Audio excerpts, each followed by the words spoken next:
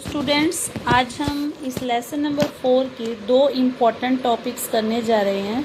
One is MTP and another one is STI. जैसे कि मैंने आपको पहले ही बताया था कि इस लेसन में आपको बहुत सारी एब्रीविएशंस मिलेंगी जो आपसे जनरली 1 या 2 मार्क में भी पूछी जा सकती हैं। तो here MTP stands for medical termination of pregnancy, या अगर हम इसे सिंपल शब्दों में बोलें तो जब प्रेगनेंसी को ख़त्म करने के लिए किसी मेडिसिन का सहारा लिया जाता है तो उसे हम बोलते हैं एमटीपी। और जनरली जो मेडिकल टर्मिनेशन ऑफ प्रेगनेंसी की जाती है उसको एक और नाम भी दिया जाता है इंड्यूस्ड एबॉर्शन। एक तो होता है एबॉर्शन जो हम जनरली वर्ड यूज़ करते हैं कि मतलब एबॉर्शन मीन्स बेबी की डेथ हो जाना, और इंड्यूस्ड एबॉर्शन मतलब यहाँ पर हम उस चीज़ को इंड्यूस कर रहे हैं, खुद एबॉर्शन के लिए हम उस चीज़ को स्टार्ट करवा रहे हैं। तो फुल टर्म होने से पहले ही जब कोई लेडी अपनी प्रेगनेंसी को बीच में ही रोक देती है उसे हम बोलते हैं एमटीपी। और ये इंटेंशनल और वॉलंटरी हो सकता है। इंटेंशनल मतलब कि कई बार कोई जानबूझकर भी करवा सकता है, और वॉलंटरी मतलब अपनी मर्जी से भी करवा सकता है। तो ऑल ओवर द वर्ल्ड अगर देखा जाए तो एक साल में लगभग 45 to 50 मिलियन एमटीपीज़ होते हैं। और अगर हम देखें तो पूरे साल में लगभग जो प्रेगनेंसीज़ है ये उसका 1/5 है। मीन्स टोटल प्रेगनेंसीज़ में से 45 to 50 मिलियन प्रेगनेंसी हैं जिनको एमटीपी के द्वारा ख़त्म किया जाता है। अब एमटीपी जो है इसको एक्सेप्ट या लीगलाइज मतलब कानूनी रूप देना चाहिए या नहीं देना चाहिए, इसके ऊपर बहुत सारी कंट्रीज़ के अपने अलग अलग व्यूज़ हैं। कुछ लोग इसको emotional, ethical, religious, social issues के साथ जोड़ते हैं। बट अगर हम अपने देश की बात करें तो इंडिया ने एमटीपी को 1971 में लीगलाइज कर दिया था। मीन्स उन्होंने एमटीपी को कानूनी तौर पे मान्यता दे दी थी, बट उसके लिए उन्होंने कुछ कंडीशंस रखी थी ताकि लोग इसका गलत इस्तेमाल नहीं कर सके। और ऐसे रिस्ट्रिक्शंस जो है वो इसलिए भी ज़रूरी थी ताकि लोग जो है इसको फीमेल फिटिसाइड से लिंक ना कर दे। क्योंकि जनरली हमारी कंट्री में क्या होता है कि जब किसी को ये पता लग जाए कि गर्भ में लड़की है तो उसको पहले से ही अबॉर्ट करवाया जाता है। तो उस तरह से इसका मिसयूज़ ना हो तो कुछ रिस्ट्रिक्शंस के साथ इसको कानूनी रूप से मान्यता दी गई थी। अब क्वेश्चन आता है कि एमटीपी करवाया ही क्यों जाता है, वाई इट इज़ नेसेसरी। तो answer is to get rid of unwanted pregnancy, कि कोई भी लेडी है अगर वो अनवांटेड प्रेगनेंसी नहीं चाहती, चाहे अनप्रोटेक्टेड सेक्स की वजह से या कोइटस के दौरान मीन्स मेटिंग के दौरान जो कॉन्ट्रासेप्टिव अगर वो फेल हो गया है या अगर रेप केस है, तो वो एमटीपी की तरफ मूव ऑन करती है। और कई बार एमटीपीज़ के लिए खुद डॉक्टर्स भी रिकमेंड करते हैं, बिकॉज कुछ केसेस में ऐसा होता है कि अगर प्रेगनेंसी कंटिन्यू रहे तो वो मदर के लिए या बेबी के लिए ख़तरनाक हो सकती है। तो उस केस में डॉक्टर्स खुद रिकमेंड करते हैं कि एमटीपी करवाया जाना चाहिए। अब अगर ये एमटीपी फर्स्ट ट्राइमेस्टर में यानी कि पहले 3 मंथ्स में हो जाती है, मीन्स जब प्रेगनेंसी के 12 हफ्ते होते हैं, तो ये सेफ़ है, इसका कोई नुकसान नहीं है। लेकिन अगर कोई एमटीपी सेकेंड ट्राइमेस्टर में करवाएगा मीन्स 4 to 6 मंथ्स में, तो उस टाइम एबॉर्शन के चांसेस जो एबॉर्शन के रिस्क हैं वो बढ़ जाते हैं। बिकॉज उस टाइम जो फीटस है वो उसकी ग्रोथ बहुत ज़्यादा फास्ट हो रही होती है, उसके बहुत सारे ऑर्गन्स डेवलप हो जाते हैं। तो उस टाइम अगर कोई एबॉर्शन की तरफ मूव ऑन करता है तो वो रिस्की हो जाता है। और सबसे ज़्यादा जो इसमें गलत चीज़ है वो ये है कि जनरली जो डॉक्टर्स हैं वो इस तरह की चीज़ें नहीं करते। तो लोग क्या करते हैं इस तरह की चीज़ें करवाने के लिए, जो अनक्वालिफाइड क्वैक्स होते हैं जिसे हम आम शब्दों में झोला छाप डॉक्टर्स भी बोल देते हैं, वो उनके पास चले जाते हैं। और उन लोगों को कोई नॉलेज तो होती नहीं है, तो वो कई बार बिना हाइजीन का ध्यान रखे इस तरह के प्रोसेस कर देती है, जिसकी वजह से फैटल मतलब जान को भी खतरा हो सकता है। तो एक और जो हमारे यहाँ पे ट्रेंड है वो ये है कि जो वैसे मैंने आपको लास्ट टाइम भी बताया था कि एमनियोसेंटेसिस एक टेक्निक थी जो नॉर्मली फीटस के फ्लूइड को लेकर की जाती थी ताकि ये पता लगाया जाए कि उसके अंदर कोई क्रोमोसोमल या जेनेटिक एबनॉर्मलिटी तो नहीं है। बट लोगों ने उसका यूज़ भी सेक्स पता करने के लिए शुरू कर दिया, और जब ये पता लगता था कि किसी लेडी के वॉम में फीमेल है तो उसका एमटीपी करवा दिया जाता था। तो ये दोनों ही चीज़ें वहाँ पर इलीगल बन जाती हैं। तो हमें इस तरह की प्रैक्टिसेस नहीं होने देनी चाहिए, क्योंकि वो मदर के लिए भी और फीटस के लिए भी हार्मफुल है। और बहुत ही ज़्यादा जब ज़रूरी हो तभी एमटीपी की तरफ मूव ऑन करना चाहिए। इसके लिए ये ज़रूरी है कि जो कपल्स हैं, खासतौर से जो लेडीज़ हैं, उनको इफ़ेक्टिव काउंसलिंग के द्वारा समझाया जाए कि अगर वो प्रेगनेंसी नहीं चाहती तो उनको कॉन्ट्रासेप्टिव मेथड्स यूज़ करने चाहिए, अनप्रोटेक्टेड कोइटस नहीं करना चाहिए, क्योंकि ये जो चीज़ें कहीं ना कहीं उनकी बॉडी पे इफ़ेक्ट कर सकती हैं। एंड डियर स्टूडेंट्स, अगर आप देखोगे तो यहाँ पे इसी फर्स्ट वाले पेज पे यहाँ साइड में येलो कलर के बॉक्स में भी आपको एमटीपी के बारे में कुछ चीज़ें बता रखी हैं, तो ये आपने अच्छे से रीड आउट करना है।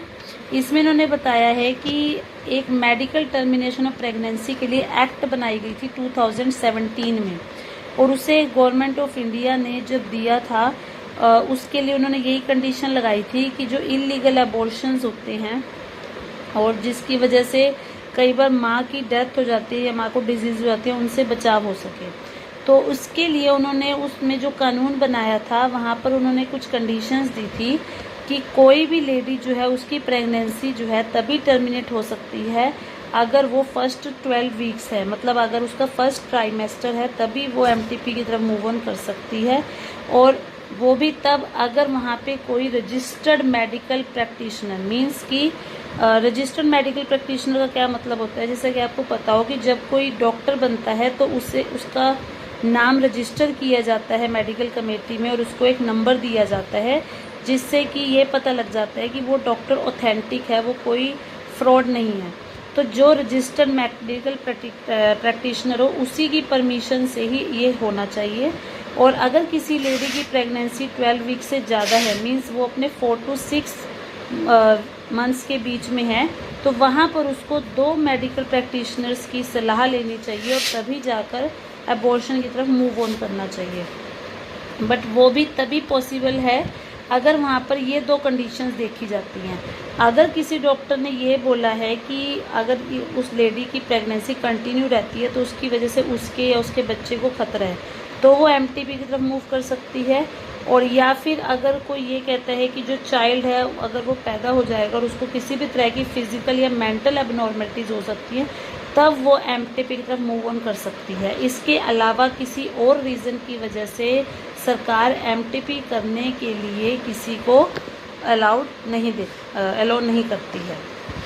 Then next topic is STI। STI means sexually transmitted infections, जिसको हम जनरली STD भी बोल देते हैं, सेक्शुअली ट्रांसमिटेड डिजीज़, या इसका एक और नाम है वेनरियल डिजीज़ VD, या हम इसको RTI रिप्रोडक्टिव ट्रैक्ट इन्फेक्शंस भी बोल देते हैं। अगेन इम्पोर्टेंट क्वेश्चन, कई बार ऐसा होता है कि एग्ज़ाम में आ जाता है, 1 मार्क क्वेश्चन भी आया हुआ था लास्ट टाइम प्री बोर्ड में कि what is another name of venereal diseases या व्हाट आर वेनरियल डिजीजेस। तो वेनरियल डिजीजेस भी STI यानी कि STD का ही एक नाम है। तो बहुत सारे एग्जाम्पल्स हैं, जैसे कि नाम से ही पता चल रहा है सेक्शुअली ट्रांसमिटेड इन्फेक्शंस, यानी कि वो डिजीजेस जो सेक्सुअल इंटरकोर्स के दौरान यानी कि मेटिंग करने से एक पार्टनर से दूसरे पार्टनर में हो सकती है, उससे हम बोलते हैं STI या RTI या VD। और इसके बहुत सारे एग्जाम्पल्स हैं like gonorrhoea, syphilis, genital herpes, chlamydiasis, genital warts, trichomoniasis, hepatitis B, और सबसे ज़्यादा जो इसमें कॉमन है दैट इज़ एड्स। और एड्स इनमें से सबसे ज़्यादा डेंजरस भी है, और एड्स के जो इन्फेक्शन है उसकी ज़्यादा डिटेल आपकी चैप्टर नंबर 8 में इंक्लूड है। इनमें से कुछ इन्फेक्शंस जैसे कि हेपेटाइटिस B और HIV एड्स, ये नीडल्स के थ्रू या जो सर्जिकल इंस्ट्रूमेंट्स हैं लाइक ब्लेड, सीजर, उनके थ्रू भी ट्रांसमिट हो सकते हैं, या अगर इन्फेक्टेड पर्सन का ब्लड किसी दूसरे पर्सन को दे दिया जाए, या अदर मदर इन्फेक्टेड है तो उसके फीटस को भी ये बीमारी हो सकती है। हेपेटाइटिस B, जेनाइटल हर्पिस और HIV, अगर हम इन तीनों को छोड़ दें तो क्योंकि ये तीनों डिजीज़ तो फैटल हैं, फैटल मीन्स कि अगर ये किसी को हो जाए तो उसकी डेथ हो सकती है, बट इसके अलावा बाकी जितनी भी डिजीज़ हैं उनको पूरी तरह से क्योर किया जा सकता है, ठीक किया जा सकता है, बट वो तभी पॉसिबल है अगर उन बीमारियों के बारे में स्टार्टिंग से ही डिटेक्ट किया जा सके और स्टार्टिंग से ही उनका ट्रीटमेंट शुरू हो जाए। तो इसलिए सबसे ज़्यादा जो यहाँ पे ज़रूरी बात है वो ये है कि इन बीमारियों के बारे में शुरू में ही पता लग जाना चाहिए, तभी इनका इलाज पॉसिबल है। अगर बहुत लेट स्टेज में इन डिजीज़ के बारे में पता लगता है तो इनको ट्रीट करना पॉसिबल नहीं है। और ऐसा जनरली देखा भी जाता है कि जिन लोगों को ये डिजीज़ हैं उन्हें काफ़ी महीनों या सालों तक इसके बारे में पता नहीं लगता, बिकॉज इसके जो अर्ली सिम्टम्स होते हैं वो इतने ज़्यादा सीवियर नहीं होते। जैसे जनरली क्या होता है, जो जेनाइटल ऑर्गन्स हैं, रिप्रोडक्टिव ऑर्गन्स हैं, उनके आसपास माइनर इचिंग होगी, मीन्स खुजली होगी, फ्लूइड डिस्चार्ज, वहाँ से कुछ पानी सा निकलेगा, हल्का फुल्का पेन रहेगा या स्वेलिंग रहेगी। तो आमतौर पर लोग इस तरह की चीज़ों को इग्नोर कर देते हैं, उनको लगता है अपने आप ठीक हो जाएगी। इवन जो फीमेल्स हैं जिनमें ये इन्फेक्शन है, काफ़ी टाइम तक वो एसिम्टोमेटिक रहती है, मतलब उनके अंदर कुछ भी खास सिम्टम नहीं दिखता, इसलिए वो इस चीज़ को ध्यान नहीं देती। तो मेन जो STI का मतलब जो नुकसान है वो यही है कि इसके सिम्टम्स इतनी जल्दी प्रोमिनेंट नहीं होते, दिखते नहीं हैं, इस वजह से लोग इसको नोटिस नहीं करते।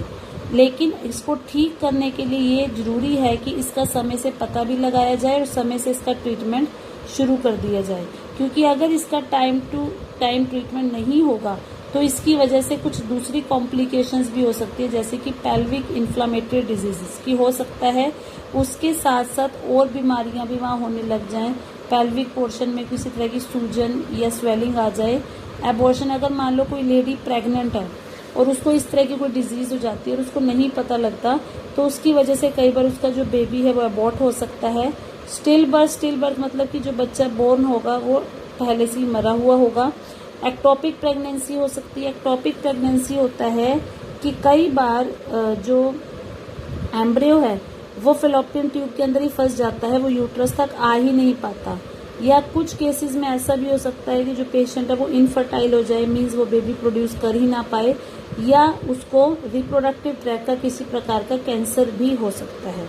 तो ये STI स्टार्टिंग में इतनी हार्मफुल नहीं है, लेकिन अगर इनका पता ना लगे तो ये धीरे धीरे पूरे सिस्टम को इन्फेक्ट कर सकती हैं और काफ़ी ज़्यादा नुकसान भी कर सकती हैं, और ये किसी भी हेल्दी सोसाइटी के लिए बहुत बड़ा खतरा बन जाता है। तो इसलिए हमें शुरू से ही इसके डिटेक्ट करना और इनका इलाज करना ज़रूरी है। इसके लिए जो रिप्रोडक्टिव हेल्थ केयर प्रोग्राम्स यानी कि RCH चलाए जाते हैं वो भी इसी चीज़ को ध्यान में रखते हैं।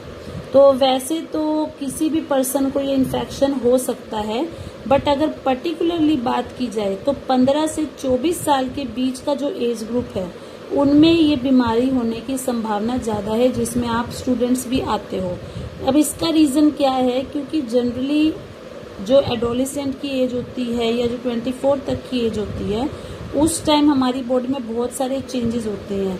तो उस टाइम जो है कोई भी स्टूडेंट है वो आप कह सकते हो संभल भी सकता है, फिसल भी सकता है। तो उस टाइम वो इस तरह की एक्टिविटीज़ की तरफ ज़्यादा अट्रैक्ट होता है, और प्रॉपर इन्फॉर्मेशन ना होने की वजह से वो कई बार कुछ गलत कदम भी उठा लेता है। तो इसलिए अगर इस टाइप के इन्फेक्शन से बचना है तो कुछ सिंपल सी बातों का ध्यान रखना चाहिए। जैसे फर्स्ट है avoid sex with unknown partner और मल्टीपल पार्टनर्स, कि मतलब बहुत सारे पार्टनर्स के साथ, जिसको नहीं जानते उस तरह के पार्टनर के साथ सेक्स नहीं करना चाहिए। और जब भी मेटिंग हो तो किसी न किसी प्रकार का कॉन्ट्रासेप्टिव लाइक कॉन्डोम यूज़ करना चाहिए। और अगर कभी डाउट हो तो स्टार्टिंग से ही किसी डॉक्टर के पास जाके प्रॉपर चेकअप करवाना चाहिए। और अगर चेकअप में ये पता लग जाता है कि ये डिजीज़ है तो तभी उसका प्रॉपर ट्रीटमेंट लेना चाहिए, और ट्रीटमेंट भी कंप्लीट लेना चाहिए। ऐसा ना हो कि ट्रीटमेंट को बीच में छोड़ दिया जाए।